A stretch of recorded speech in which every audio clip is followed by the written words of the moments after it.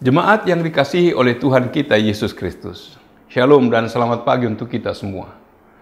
Firman kehidupan di pagi hari ini tertulis dalam kitab Nabi Yesaya pasal 9 ayat 3. Sebab kuk yang menekannya dan gandar yang di atas bahunya, serta tongkat si penindas, telah kau patahkan seperti pada hari kekalahan Midian. Demikian firman Tuhan. Saudara-saudara yang dikasihi oleh Tuhan kita Yesus Kristus, Allah ingin menyatakan keselamatannya sehingga bangsa yang berjalan di dalam kegelapan melihat terang yang besar. Dan mereka yang diam di negeri kekelaman, atasnya terang telah bersinar. Umat Israel yang semula berada dalam kekelaman dan kegelapan memperoleh anugerah Allah sehingga mereka dapat melihat cahaya baru yang memampukan mereka memiliki pengharapan. Terang dari Allah tersebut kelak akan mengubah kesedihan dan penderitaan mereka menjadi sukacita yang besar. Nubuat Nabi Yesaya memberikan sukacita dan kebahagiaan yang akan dialami oleh umat Tuhan ketika mereka dibebaskan dari penindasan dan kejahatan. Tuhan berjanji untuk memotong kuk bangsa lain dari atas bahu Israel dan tongkat kekuasaan dari atas punggung mereka. Mereka diajak untuk melihat ke depan, yaitu kepada janji Allah yang akan mengaruniakan kepada mereka suatu sukacita besar. Tuhan berjanji untuk membebaskan umatnya dari penindasan dan kejahatan. Umat Israel akan mengalami sukacita dan kebahagiaan ketika mereka dibebaskan dari penindasan. Dengan datangnya Sang Mesias, ditandai oleh lenyapnya kekerasan dan kekuatan militer. Kondisi perdamaian sering dipertahankan dengan penggunaan kekerasan dan militer. Saat datangnya Sang Mesias, perdamaian tidak lagi dipertahankan atau diperoleh dengan kekerasan dan kekuatan militer. Perdamaian yang kekal akan dikaruniakan Allah melalui kelahiran Sang Mesias. Dialah yang akan memutuskan mata rantai kekerasan, kekejaman, dan kejahatan yang selama ini telah membelenggu kehidupan umat manusia. Saat ini, pola kehidupan umat Allah, yakni orang yang percaya, sering tidak mau belajar dari pengalaman umat Israel di masa lalu. Sebagai negeri yang sangat kecil di tengah kerajaan yang kuat seperti kerajaan Babel, Media Persia, dan Asyur, serta Mesir, umat Israel sering terjebak dalam permainan politik dengan cara menjadikan salah satu dari kerajaan yang kuat sebagai sekutunya. Memang semula kehidupan umat Israel mampu bertahan dan terlindungi sebab negara sekutu tersebut memberikan perlindungan dan keamanan untuk sementara waktu.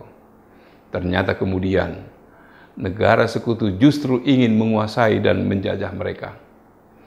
Dalam konteks ini, maka perdamaian tidak pernah bersifat tetap, tetapi hanya bersifat semu, sebab masing-masing berjaga dan siap dengan kekuatan senjata dan militer.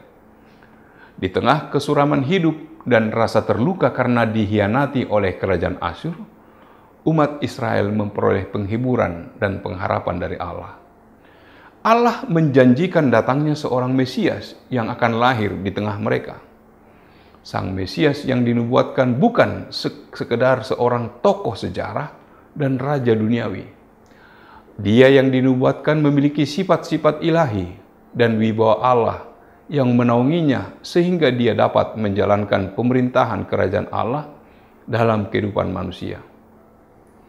Sang Mesias yang dinubuatkan Nabi Yesaya telah hadir dalam realitas sejarah. Menjelang kelahirannya, dia diberi nama Immanuel, yang artinya Allah menyertai kita, sesuai dengan nubuat Nabi Yesaya. Menjelang kelahiran Sang Mesias, umat Israel sedang berada dalam penjajahan bangsa Romawi. Mereka sedang tertindas dan hidup dalam kegelapan. Namun, Allah tidak memberikan pertolongan kepada umatnya melalui bala tentara militer untuk melawan bangsa Romawi. Pada saat umat Israel berada dalam kegelapan dan penderitaan, Allah mengaruniakan Sang Mesias, yaitu Tuhan Yesus Kristus. Sang Mesias dilahirkan tidak dalam lingkungan kerajaan yang gemerlap. tetapi dengan cara yang paling sederhana, lahir dalam palungan. Nabi Yesaya menubuatkan bahwa umat Israel kelak akan menyaksikan suatu terang yang besar, sehingga mereka akan mengalami kesukaan besar, digenapi dan disampaikan para malaikat Tuhan kepada para gembala. Mereka diharapkan menjadi saksi untuk memberitahukan kesukaan besar untuk seluruh bangsa. Para gembala diutus oleh malaikat Tuhan menyaksikan berita besar tersebut, agar seluruh bangsa dan umat manusia mengalami pembebasan, sukacita dan kebahagiaan dalam hidup. Kita dapat mengandalkan Tuhan dalam setiap aspek hidup kita dan percaya bahwa Dia memiliki kekuasaan untuk membebaskan kita. Penyataan Allah dalam Kristus adalah penyataan ilahi yang paradoksal, yaitu yang transenden, berkenan, imanen dalam kehidupan manusia. Amin. Marilah kita berdoa. Allah Bapa yang bertata dalam kerajaan surga, puji syukur bagimu Tuhan. Engkau telah menyapa kami. Sebab kuk yang menekannya dan gandar yang di atas bahunya serta tongkat si penindas telah kau patahkan seperti pada hari kekalahan Midian. Ya Bapa, oleh karena kuat kuasamu, Engkau menghadirkan Sang Mesias, Juru Selamat dunia. Engkau telah menyatakan kuasamu di antara bangsa-bangsa yang kuat pada saat itu. Engkau menghadirkan damai sejahtera-Mu bagi setiap orang yang percaya.